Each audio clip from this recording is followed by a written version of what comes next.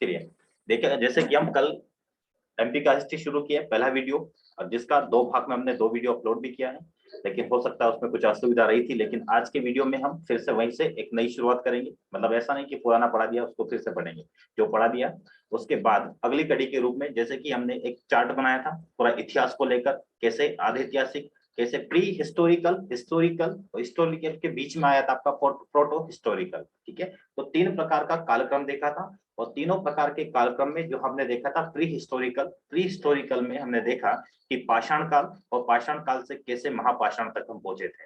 तो महापाषाण तक हम पहुंचे थे, उसी कड़ी को फिर से हम लेकर आए हैं। महापाषाण काल दिखाई दे रहा आपको, और ताम्रपाषाण काल। और जैसे कि अगर आप देखेंगे कल वाली अगर वीडियो आपको, कल वाली क्लास आपको ध्यान है, तो ताम्रपाषाण काल की शुरुआत होती है आपकी नवपाषाण काल के बाद, और हेडिंग में दिखा ही हुआ है नवपाषाण काल के बाद एमपी का इतिहास। क्लियर है? तो नवपाषाण काल के बाद सबसे पहले जो उद्भव हुआ है जो कालखंड, उसी को कहा जाता है ताम्रपाषाण काल। ताम्रपाषाण काल क्यों कहा जा रहा है? क्योंकि यहाँ पर जो औजार बनेंगे वो औजार आपके तांबे और पत्थर दोनों से मिलकर बनेंगे। ठीक है, ताम्रपाषाण काल में तांबे और पत्थर के दोनों का प्रयोग, कुछ विशेषता हमने कल जानी थी, जैसे कि सबसे ज्यादा जो औजार मिले हैं या बर्तन, जो बर्तन सबसे ज्यादा किस धातु के मिले, बताइए कौन से धातु के सबसे ज्यादा बर्तन मिले जो कल क्लास अटेंड किए थे? ताम्रपाषाण काल में सबसे ज्यादा किस धातु के बर्तन हमें प्राप्त हुए हैं? बताइए, नहीं तो 5 मिनट ही खा लेंगे। तांबे के ही होंगे सर। हाँ जी, तांबे के ही होंगे सर। चलिए, कल जिन्होंने क्लास की वो बताइए, अभी तक सही आंसर नहीं मिला है। कांसा। ये कांसा साक्षी बोले हैं क्या या दीक्षा बोले हैं? दीक्षा। दीक्षा। दोनों। सबसे ज्यादा जो बर्तन मिलेंगे आपको कांस्य के थे। किसके थे? कांस्य के। बस यही जाकर फंस जाते हैं। पूछा जाता है कि ताम्रपाषाण काल में सबसे ज्यादा प्रयुक्त बर्तनों का प्रयुक्त किस बर्तनों में किस धातु का प्रयुक्त हुआ है? तो कांस्य का, क्योंकि इसमें ऑलरेडी तांबा जुड़ा हुआ है। तो तांबा एक एकल तत्व है या एकल पदार्थ है, इससे मिलकर मिश्र धातु का निर्माण, या एकल धातु है इससे मिश्र धातु का निर्माण हुआ, और मिश्र धातु का प्रयोग जब किया जाता है तो मजबूती आ जाती है बर्तनों में।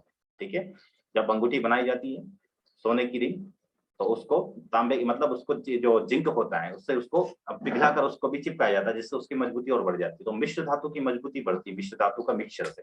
तो कांस्य का, तो क्वेश्चन ध्यान रखिए प्रीलिम्स के दृष्टिकोण से, अगर पूछा जाए कि ताम्रपाषाण काल में बर्तनों में सबसे ज्यादा प्रयुक्त कौन सी धातु थी, तो आपकी मिश्र धातु के रूप में या एलॉय के रूप में कौन सी? कांस्य धातु। इसकी चर्चा हम कल किए थे, बस आपका टेस्ट लिया था आज तो मैंने। ठीक है, लेकिन जो कल देखें तो आंसर भी करेंगे। चलिए, जो बातें रह गई थी वो बोर्ड पे देखिएगा कि अगर आपसे पूछा जाए कि निम्नलिखित में से कौन सा स्थल है जो कि ताम्रपाषाण काल से संबंधित नहीं है, तो ये जो होंगे वो सब इससे संबंधित है। मैंने स्थान का नाम लिखा है कायथा, जो कि आपका उज्जैन में है। और उज्जैन में तो कायथा की खोज किसने की, ये मैंने कल कोट करवाया था एक पॉइंट, कि कायथा की खोज किसने की, कोई बताएगा इसको? कि कायथा स्थल जो आपका ताम्रपाषाण काल स्थल है, इसकी खोज किसके द्वारा की गई थी? बीएस वाकड़कर। Very good. कौन बोले हैं तो बताइए जरा। ध्यान रखना, आपका टेस्ट जैसे कि आप क्लास के दौरान होता है कि हम पूछने का कार्यक्रम भी चलाते हैं, तो यही कार्यक्रम यहाँ पे भी रहेगा आपका। ठीक है, तो ऐसा नहीं कि आप बस ये है कि आप कितनी ईमानदारी बरतते, आपके सामने नोट्स तो सब रखे हुए हैं, नहीं आता तो फिर भी देख के सही तो बोल ही दीजिएगा। ठीक है, तो आप थोड़ा सा एक हेडिंग बनाइएगा फिर से कायथा के बारे में। अब कायथा के बारे में, क्योंकि हम इसके डिटेल इसलिए लिख रहे हैं, डिटेल लिखने का एकमात्र कारण है कि मेंस के दृष्टिकोण से अगर एक एक शब्द को लेकर पूछा गया 3 मार्कर में, तो वहां पे आप क्या कोट करेंगे। तो वो प्रमुख बिंदु कायथा के बारे में आपके पास जानकारी अतः है, तो अतः जानकारी में से कौन कौन से बिंदु को कोट करना, वही बिंदु आपको मैं यहाँ पे लिखवाऊंगा। तो सबसे पहले आप हेडिंग डालिएगा कायथा, तो कायथा में लिखिएगा सबसे पहले इसकी खोज वी.एस. वाकणकर द्वारा 1964 में की गई। वी.एस. वाकणकर द्वारा 1964 में की गई।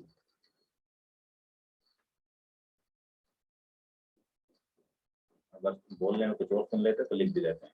और कौन है वो? वी.एस. वाकणकर। तो पहला बिंदु तो ये स्थान आप ब्रैकेट में लिख दीजिएगा, मतलब जब हेडिंग बनाएंगे उज्जैन में स्थल है ये, तो एक बिंदु आप संख्या आपको कम करनी, शब्दों की सीमा भी करनी, बातें आपकी पूरी भी कंप्लीट करनी। उज्जैन स्थान क्या हो जाएगा आपका? उज्जैन। अगर आपसे नदी पूछ ली जाए तो नदी ध्यान रखिएगा, उज्जैन की एक तहसील है तराना तहसील। तराना तहसील के पास में एक छोटी काली सिंध नदी है, उसी काली सिंध नदी के तट पर कौन सा है आपका? कायथा, काली सिंध नदी।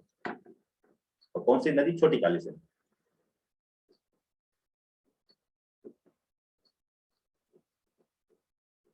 छोटी काली सिंध नदी के तट पर है आपका कायथा स्थल। सर काली सिंध नदी तो देवास में है ना, सोनकच्छ। छोटी काली सिंध बोला है, काली सिंध नहीं लिखा है।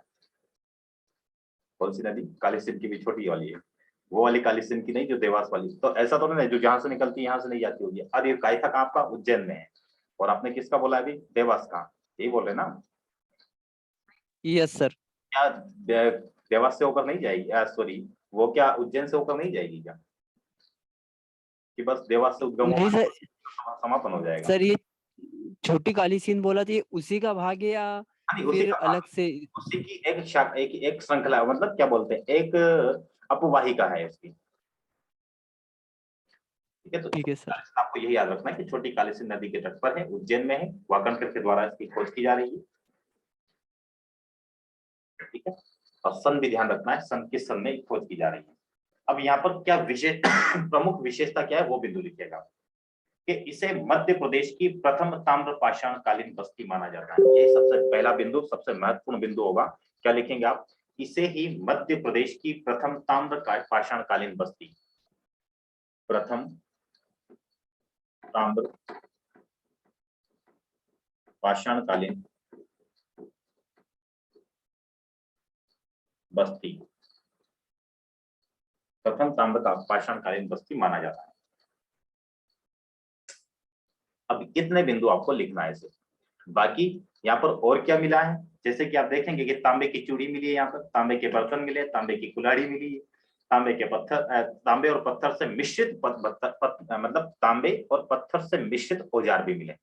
लेकिन ये सब लिखना नहीं है आपको, बस लिखिएगा उज्जैन में 1964 में वीएस वाकणकर द्वारा इनकी खोज की गई। इस पुरातात्विकता है वाकणकर, छोटी काली सिंध नदी के तट पर अवस्थित है, प्रथम ताम्र पाषाणकालीन बस्ती है। 3 में से 3 तो मिल ही जाएंगे, नहीं तो 2.5 तो मिलेंगे ही मिलेंगे। ठीक है, अब इसके बाद हेडिंग डालेगा नवदा टोली। नवदा टोली, अच्छा खरगोन में, तो खरगोन में भी कहाँ पे ही है? अब आप में से कोई खरगोन तरफ के तो बताइए। नवदा टोली, इसके उत्खननकर्ता का नाम लिखेगा HD सांकलिया। अच्छा, खरगोन में ये है आपका महेश्वर, खरगोन के महेश्वर में है। उत्खननकर्ता HD सांकलिया।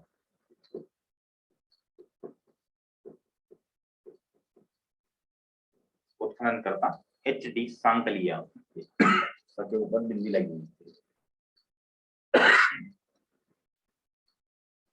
उत्खननकर्ता HD सांकलिया। ये तो ध्यान रखने आपको हेडिंग लिखा है, ये सभी क्या है? ताम्रपाषाण कालीन स्थल है, तो ये बिंदु तो लिखना ही है। पर लेकिन यदि आपके आ जाता है सिर्फ नवदा टोली, क्योंकि वहां तो लिखा नहीं होगा ताम्रपाषाण काल, नवदा टोली लिखा हुआ है, तो केवल क्या यही लिखेंगे? आपको ये भी बतलाना होगा कि ये कौन सी बस्ती है? ताम्रपाषाण कालीन बस्ती। तो ये तो आपको हेडिंग में है, इसलिए मैं पॉइंट बार बार सभी में नहीं लिखवाऊंगा, लेकिन आपको ये ध्यान रखना है कि ताम्रपाषाण कालीन बस्ती है। पहला बिंदु उत्खनन करना, अवस्थिति, और कौन सी बस्ती है? ये ताम्रपाषाण कालीन बस्ती। और यहाँ पर झोपड़ी नुमा मिट्टी के घर मिले हैं, जो कि कल भी मैंने बताया था शायद आपको नवदा टोली में, कि झोपड़ी के मतलब मिट्टी के, झोपड़ी नुमा मिट्टी के घर मिले हैं यहाँ पर। झोपड़ी नुमा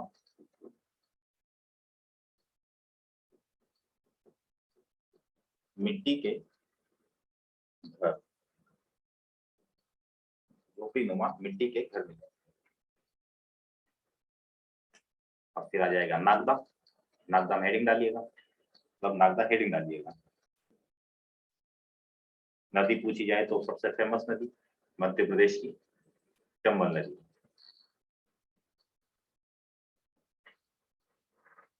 ठीक है, इसको रफ करूंगा, बाकी अब बातें लिखेंगे हम नागदा के बारे में। ब्रैकेट में लिखा हुआ है उज्जैन में तो है, लेकिन नदी कौन सी? चंबल, चंबल नदी। ठीक है, अब इसके उत्खनन करना, बार बार पढ़ेंगे तो नाम अपनापन लगेगा। किसी अपने परिचित व्यक्ति को नाम बता दीजिएगा कि यहाँ पे नागदा में ये गए थे, तो उसके नाम पर आपको हमेशा याद रहेगा। हाँ, नागदा में उत्खननकर्ता लिखिएगा इसमें अमृत पांडे द्वारा। अमृत पांडे, अमृत पांडे, अमृत पांडे के उत्खनन करता है। अब लिखिएगा यहाँ पे प्रमुख विशेषता क्या है, मतलब एक दो बिंदु हो गए आपके पास। दो बिंदु के साथ जैसे कि एक से लिखेंगे आप कि नागदा चम्बल नदी के तट पर अवस्थित एक प्रमुख ताम्रपाषाणकालीन स्थल है, पहला बिंदु। दूसरा, उत्खननकर्ता अमृत पांडे। तीसरी विशेषता लिखिएगा जो कि प्रमुख विशेषता सभी में लिखी जानी चाहिए, लिखिएगा मिश्रित मिश्रित पर्णपाती, मिश्रित पर्णपाती के वन, मिश्रित पर्णपाती के वन का सर्वाधिक प्रतिशत इसी क्षेत्र में पाया जाता है, क्योंकि हमने किससे भूगोल से इसको जोड़ दिया है नागदा को। 76.49% यही पे पर्णपाती वन पाए जाते हैं। कितना परसेंट?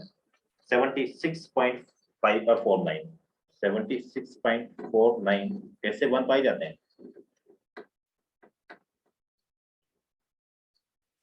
सर्वाधिक डेंसिटी। इसके बाद लिखिएगा एरण। एरण के बारे में तो सभी लोग जानते होंगे। एक बात तो अगर पूछा जाए कि सती प्रथा के साक्ष्य कहाँ से मिले हैं तो सबके मुखाग्र सभी को, तो ये यहाँ पर आपको याद होना, अगर यहाँ पे याद नहीं हुआ तो आप माइनस में चले जाएंगे। याद होने होगा तो प्लस में तो नहीं जाएंगे लेकिन माइनस में भी नहीं जाएंगे, क्योंकि ये सभी को पता होगा, ठीक है, कि एरण से सती प्रथा के साक्ष्य मिलते हैं, तो ये सभी जानते हैं। लेकिन आपको जब आंसर राइटिंग करना तो कैसे लिखना है, तो भानुगुप्त के अभिलेख से इसको कनेक्ट करना है। तो एरण वाला लिखिएगा हेडिंग डालकर, एरण के बारे में लिखिए। और एरण है कहां पर आपका? सागर में। नदी की बात की जाए तो नदी आपकी हो जाएगी बीना नदी। नदी कौन सी हो जाएगी? बीना नदी। बीना और घसान दो नदियां हैं वहां पर, तो बीना नदी। बीना नदी के तट पर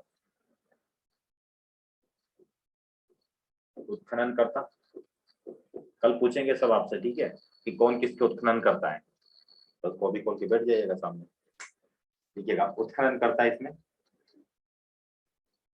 कृष्णदत्त वाजपेयी। कृष्णदत्त वाजपेयी,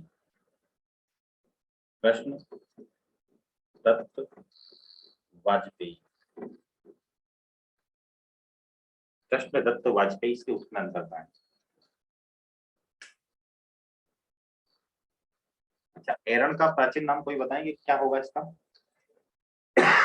एरण का प्राचीन नाम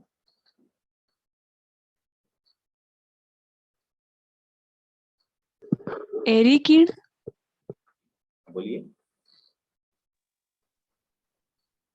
सर एरिकिन। एरिकीण, एरिकीण। एरिकेन, ये भी लिख देंगे तब भी गलत नहीं होगा आपका। एरिकेन क्या ही नाम? प्राचीन नाम। एरण का प्राचीन नाम एरिकेन।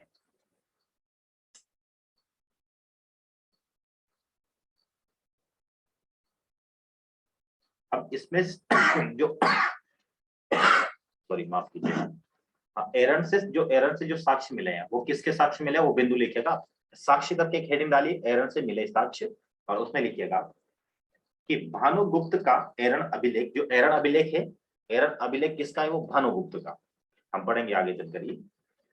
भानुगुप्त का एरण अभिलेख जिसमें सती प्रथा के साक्ष्य मिले। भानुगुप्त का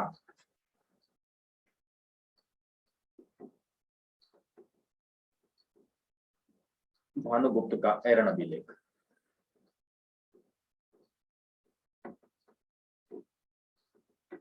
और यहीं पर क्या मिला आपको? सती प्रथा के साक्ष्य।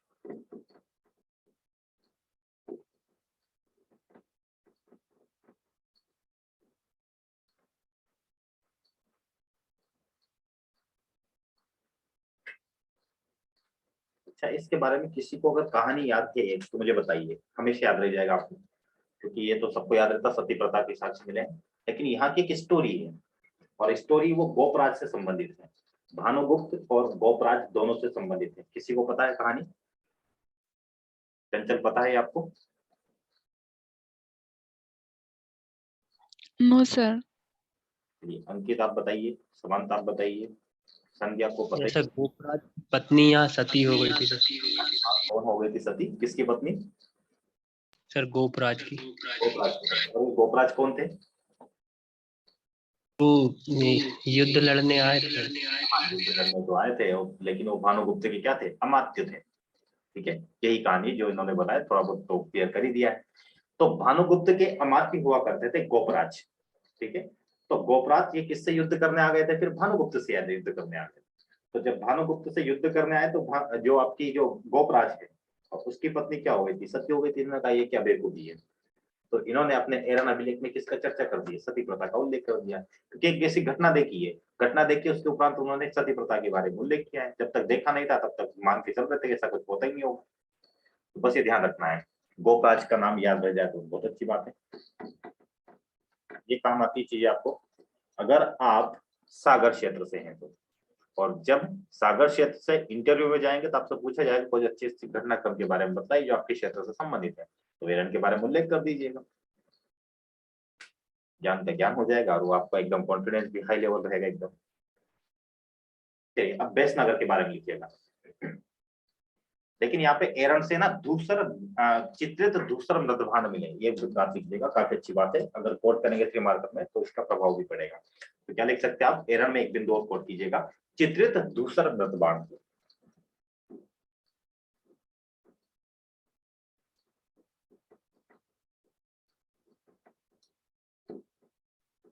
मेरी क्लास की विशेषता आप लोगों को पता ही होगा, इंफॉर्मेशन की कोई कमी नहीं रहेगी। ठीक है, लेकिन इंफॉर्मेशन कैसी? लीगल इंफॉर्मेशन, मतलब लीगल नहीं कहेंगे इसको, कहेंगे हम कि आवश्यक इंफॉर्मेशन जो होना चाहिए। ऐसा नहीं कि जो नहीं होना चाहिए वो भी आपको दिए जा रहे हैं। तो चित्रित दूसरा मतदान आप लिखिएगा एरन के बारे में और फिर सीधा जाइएगा बेसनगर में। और बेसनगर का पुराना नाम आपको बेसनगर, हाँ बेसनगर सॉरी, ये विदिशा है, विदिशा के अंतर्गत है, जिसे भेलसा भी कहा जाता है। बेसनगर का एक और नाम क्या है? भेलसा। भेलसा कहिए या बेसनगर एक ही बात, भेलसा या बेसनगर। नदी कौन सी है? वही नदी, वैसे उसका शुरुआत है बेतवा नदी। बेतवा नदी के तट पर बेसनगर कहाँ हो जाएगा आपका? बेतवा नदी के तट पर। और इसके उत्खननकर्ता कौन है? H lake. एच लेक मतलब वो झील वाला नहीं, ये उत्खननकर्ता होगा।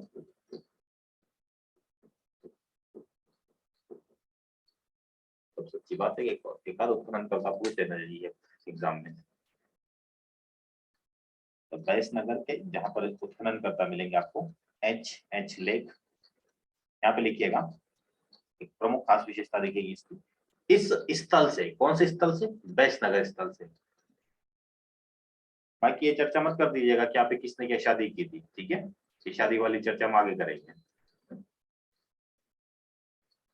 विदिशा की राजकुमारी से शादी की थी किसी ने? मन में तो ये भाव उठ रहे होंगे कि ये लिख देना चाहिए, तो ऐसा नहीं लिखना आपको। ठीक है, बैलसा एचटी लेक इसके उत्खनन करता। अब जो बात लिखना चाहिए 3 मार्कर के दृष्टिकोण से वो लिखिएगा कि इस स्थल से नवपाषाण प्लस ताम्र पाषाण काल से लेकर, नवपाषाण काल प्लस ताम्र पाषाण काल से लेकर मौर्योत्तर काल तक के साक्ष्य प्राप्त होते हैं। इस स्थल से मतलब काफी इसकी महत्ता रही है। इसका मतलब नवपाषाण काल, ताम्रपाषाण काल,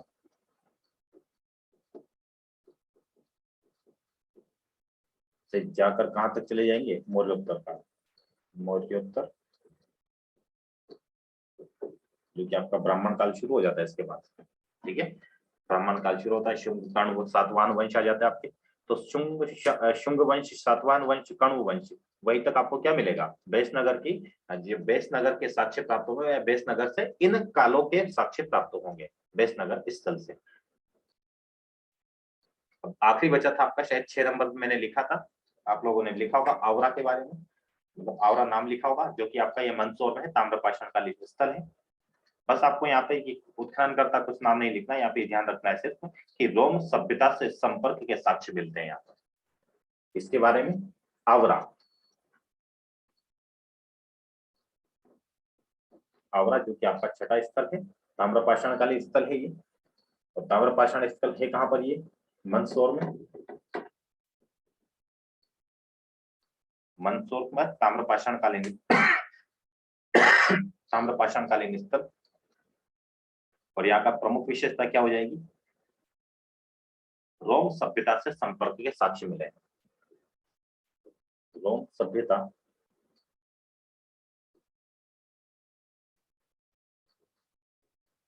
से संपर्क के साक्ष्य।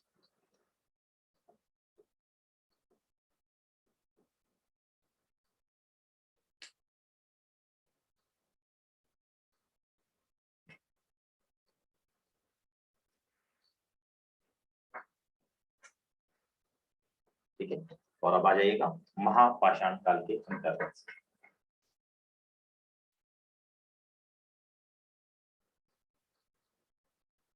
आप लोग बताइएगा जिनको भी पता है। जैसे कि हमारा महापाषाण काल भी फिनिश होगा, मध्य प्रदेश या भारत के संदर्भ में कौन से काल का प्रारंभ हो जाएगा या फिर कौन से काल का अंत हो जा रहा है? 3 प्रकार के काल पढ़े थे हमने स्टार्टिंग में, प्रीहिस्टोरिकल, प्रोटोहिस्टोरिकल और हिस्टोरिकल। तो इसमें कौन सा काल की समाप्ति होगी आपके महापाषाण काल के बाद, या फिर महापाषाण काल के बाद किस नए काल की शुरुआत होगी? तो देखेंगे आप कि यहाँ पर जो आपका ऐतिहासिक काल कौन सा? Pre historical. प्री हिस्टोरिकल की समाप्ति होगी और नया काल हो जाएगा प्रोटो हिस्टोरिकल, जिसे कहा जाएगा आदि ऐतिहासिक काल। आदि ऐतिहासिक काल की शुरुआत कहां से होती है? आपकी पाषाण काल के बाद से। ध्यान रखिएगा कि पाषाण काल, महापाषाण काल बड़े बड़े पत्थरों की आकृति हुआ करती थी, जिसको माइक्रोलिथिक तो पत्थरों का आकार जब छोटा होगा, और यदि आकार पत्थरों का आकार बढ़ जाता है, जिससे आप क्या कह रहे हैं कि महापाषाण काल, इसी को कहा जाता है मोगालिथ। महापाषाण काल को क्या कहा जाता है? मोगालिथ। इसको मैं रख करूंगा उधर वाली बातों को और इसकी चर्चा करते हैं।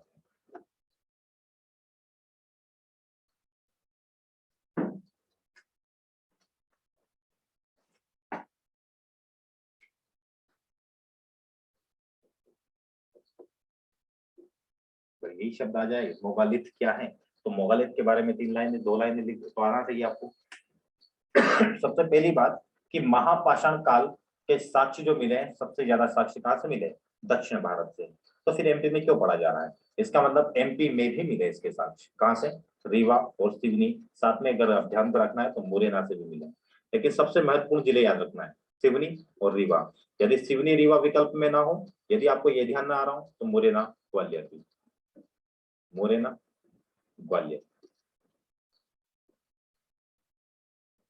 यहां से हमें मोगालिथ या महापाषाण काल के साक्ष्य प्राप्त हुए हैं। इसी महापाषाण काल को महाकाव्य काल भी कहा जाता है। महाकाव्य काल, तो कंफ्यूज नहीं होना है। महाकाव्य काल कहिए, मोगालिथ कहिए या महापाषाण काल कहिए, जिसका सर्वाधिक विकास मुख्यतः कहां पर दिखाई देगा? दक्षिण भारत में। साथ ही मध्य प्रदेश की बात करें तो मध्य प्रदेश के सिवनी और रीवा में महापाषाण काल के साक्ष्य दिखाई देते हैं। तेतरी का क्वेश्चन बहुत शानदार बन सकता है कि महापाषाण काल के साक्ष्य मध्य प्रदेश में कौन से जिलों में नजर आता है। ठीक है, अब थोड़ा सा डेफिनेशन आप हेडिंग डालेगा मोगालिथ। हेडिंग क्या डालेंगे? मोगालिथ, और उसकी डेफिनेशन लिखिए मोगालिथ के बारे में। देखिएगा, दक्षिण भारत में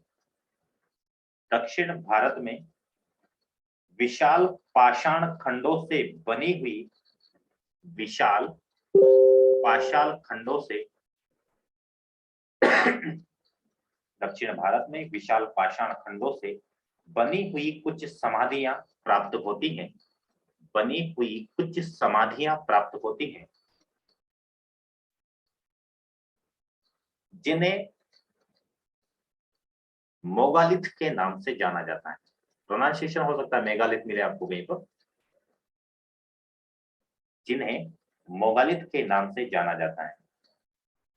सर प्लीज रिपीट कर दीजिए। दक्षिण भारत में विशाल पाषाण खंडों की बनी हुई कुछ समाधियां प्राप्त होती हैं, जिन्हें महापाषाण या मोगालिथ कहा जाता है, या सीधा लिख लीजिएगा मोगालिथ के नाम से जाना जाता है, जिन्हें मोगालित के नाम से जाना जाता है।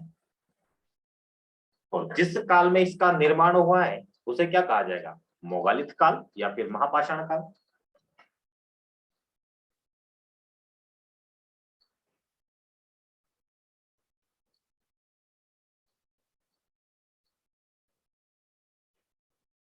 अब ध्यान रखना है कि जो महापाषाण काल था, यहाँ पर कहीं कहीं से, जैसे हमारा हड़प्पा सभ्यता में लोहे के साक्ष्य तो बिल्कुल नहीं मिलते, लेकिन कुछ मात्रा में ऐसा कहा जा रहा है कि महापाषाण काल में लोहे के औजार तथा घोड़े के कंकाल के साक्ष्य भी प्राप्त हुए। तो लिख लीजिएगा कि महापाषाण काल में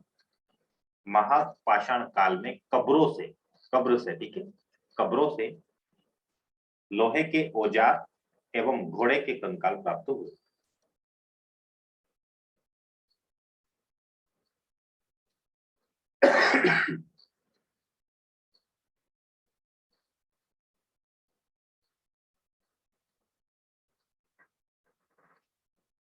क्लियर हुआ?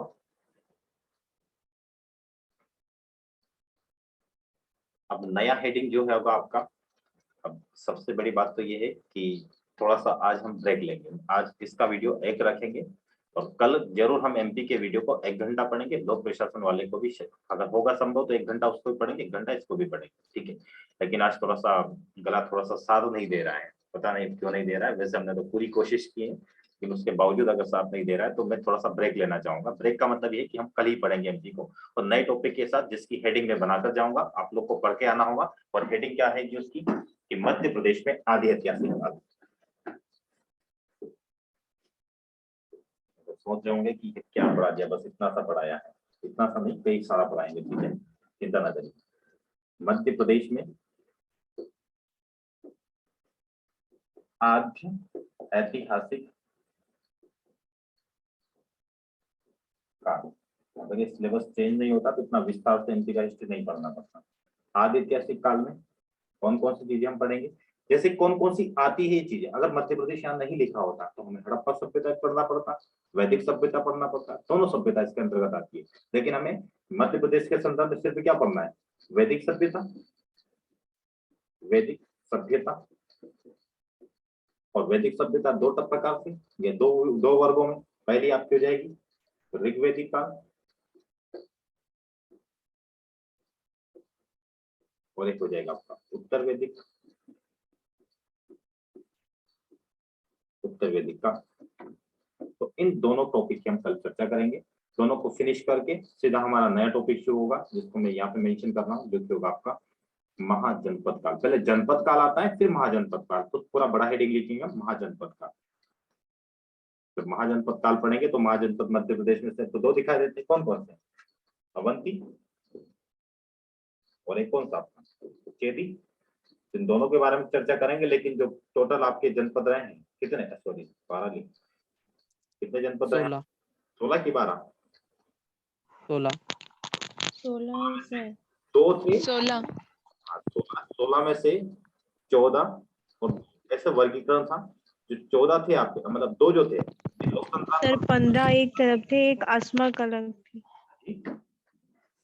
राजतंत्रात्मक और गणतंत्रात्मक, मतलब लोकतंत्रात्मक कहिए या गणतंत्रात्मक, दोनों एक ही बात है। एक राजतंत्रात्मक, तो 14 थे राजतंत्रात्मक, 2 थे आपके गणतंत्रात्मक, ठीक है। बाकी विस्तार से हम चर्चा करेंगे। आप लोग हिस्ट्री को भी साथ में पढ़ते चलिएगा, जो भी मैथ्स दे रहे हैं। जैसे कि आप जितेंद्र जुड़े थे ना इसमें, कि अभी भी जुड़े हुए हैं? जितेंद्र आवाज आ रही है आपको? जुड़े हुए या नहीं जुड़े, शायद लीव हो गया उनका। चलिए, तो एमपी का हिस्ट्री और इंडिया का हिस्ट्री दोनों को साथ में पढ़ते चलेंगे तो और ज्यादा मजा आएगा। तो ध्यान रखिएगा, उत्तर वैदिक वैदिक को आप इंडिया का हिस्ट्री में पढ़िएगा। अपन एमपी की हिस्ट्री में क्या चीजें ध्यान रखनी होगी वो जानेंगे अगली वाली क्लास में, ठीक है। चलिए, आप सभी लोगों को शुभ रात्रि, अपना ख्याल रखिएगा, स्वास्थ्य का विशेष तौर पर। Thank you. Thank you sir. Thank you sir. Most welcome everybody. Thank you, sir.